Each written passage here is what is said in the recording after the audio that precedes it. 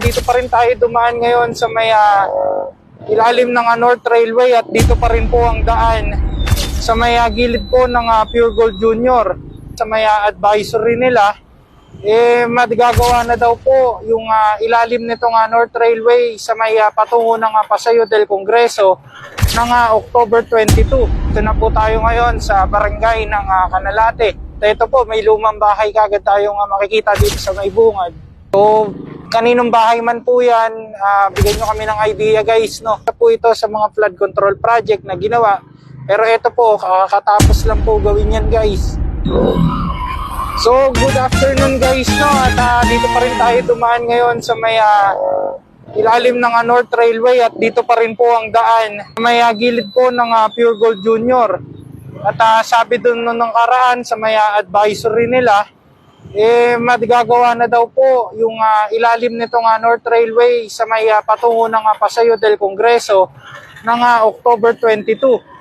Pero hanggang ngayon po ay hindi pa rin po tapos itong gawain. At inaasahan na natin guys na talagang ma-extend po. At ayan, makikita nyo po, sarado pa din po. At hindi pa rin nadadaanan. So doon pa rin tayo sa medyo malubak na daanan. Kaya hanggang ngayon, close pa rin. So baka hindi natin alam kung aabot pa to ng katapusan. So ayun guys, ito po yung latest update namin today. Pakainit guys, no? Bawang kayo ng tubig para iwas sa stroke at hindi kayo ma-dehydrate. Napakainit guys, sobra.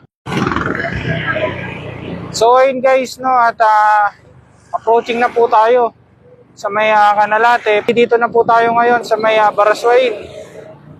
So ito po yung lagay naman ng daan dito. Medyo traffic po yung mga palabas dun sa may crossing. At pabayan na po tayo. Andito na tayo ngayon sa Malolos Bayan at andito tayo sa may tapat ng Immaculate Conception Cathedral. At dumiretso po tayo ngayon dito, no, sa may Pariancillo Street. Ito na tayo sa may Santo Niño. Guys, no, kakalagpas lang natin dito sa may barangay ng Santiago. At malapit na tayo, no. Ito na po tayo ngayon sa barangay ng Canalate. Malapit na po tayong kumaliwa, no. At makikita nyo po yung isa sa mga lugar dito sa Malolos, Bulacan na talaga po kahit na walang baha o bagyo ay may baha. Sana naman po sa mga panahong ito na umiinit na ay natuyuan na sila doon ng kalsada, no? Dahil nakakaawa rin po yung mga residente dahil kahit talagang wala pong ulan, binabaha po sila. So guys, no, at kakaliwa po tayo rito. So ito po yung sinasabi namin sa inyo guys, no, na talaga pong isa sa mga lugar na binabaha. At ito po, may lumang bahay kagad tayong makikita dito sa may bungad. So, kung kaninong bahay man po yan, bigyan nyo kami ng idea guys, no.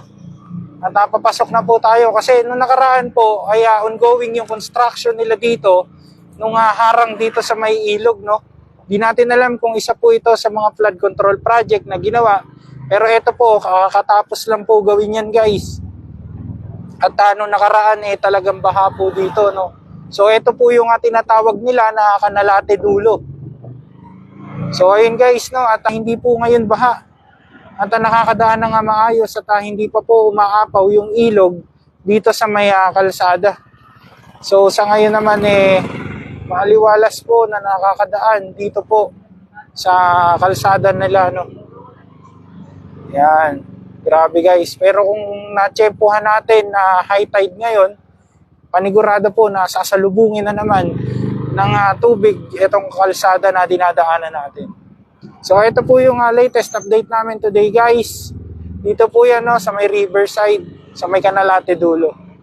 Ingat po ang lahat. Keep safe everyone. Kapayapaan sa bawat isa. Peace out.